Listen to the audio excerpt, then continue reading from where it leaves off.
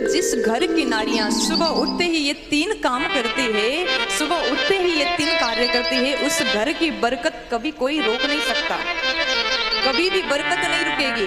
देखो मैं रोज कहती हूँ, हमेशा कहती हूँ कि नारी ही अपने घर को सुंदर बना सकती है। अगर घर की नारी, घर की माताएं, घर की बहुएं, घर की देवियां अगर रोज सुबह उठते ही ये तीन कार्य को करे तो वो नारी अपने घर से गरीबी को हटा सकती है। अगर बहुत गरीब परिवार भी है, अगर नारी नियम से रहे तो उस घर की किस्मत को चमका सकती है, घर में धन धान्य वो नारी ला सकती है। आप ये मत सोचिएगा कि वही नारी घर में पैसा ला सकती है, वही नारी घर को सुंदर सफल बना सकती है जो जॉब करती हैं, जो काम करती हैं, पैसा कमाती हैं। अगर पैसा ना भी कमाए तो नारी का विशेष भूमिका रहता है घर को धन धान्य से युक्त बनाने के लिए। सुबह उठते ही नारी का नियम हो, ये नियम तो पुरुष को भी करना चाहिए।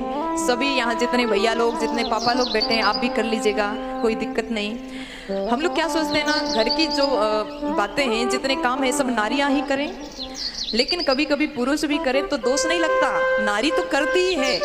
धर्म को बचाने में विशेष भूमिका नारियों का है।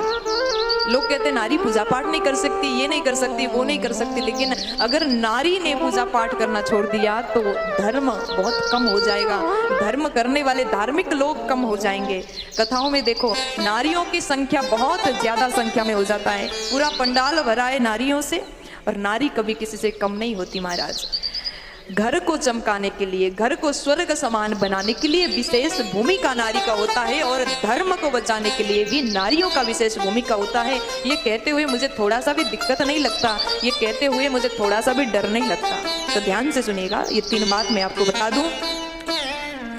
रोज सुबह उठते ही घर की बहू, घर की नारी धरती माँ को प्रणाम करें।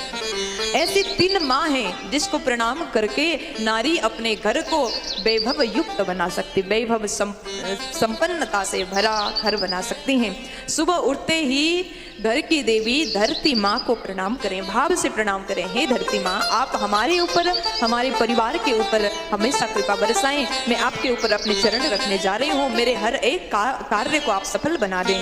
धरती माँ को प्रणाम करो। स्नान करके जब रसोई घर की ओर जाओ तो दरवाजे में, रसोई घर के दरवाजे को प्रणाम करो। ये प्रणाम कौन सी माँ को कर रहे हो? अन्नपूर्णा माँ को कर रहे हो, क्योंकि रसोई घर में अन्नपूर्णा का वास होता है। और जो नारी धरती माँ को प्रणाम करने के बाद अन्नपूर्णा माँ को प्रणाम करके ही रसोई घर में प्रवेश करती है, उसके रसोई में कभी धन धान्य की कमी नहीं हो सकती है, उस घर में कभी अन्न की कमी नहीं आ सकती, उस घर में कभी कोई भूखे नहीं जा सकते, उस घर में आए अतिथि कभी भूखे नहीं सो सकते। इतनी बड़ी कृपा अन्नपूर्णा माँ का उस नारी के ऊपर होगा कि वो नारी अपने रसोई को हमेशा भर करके ही रख सकती है।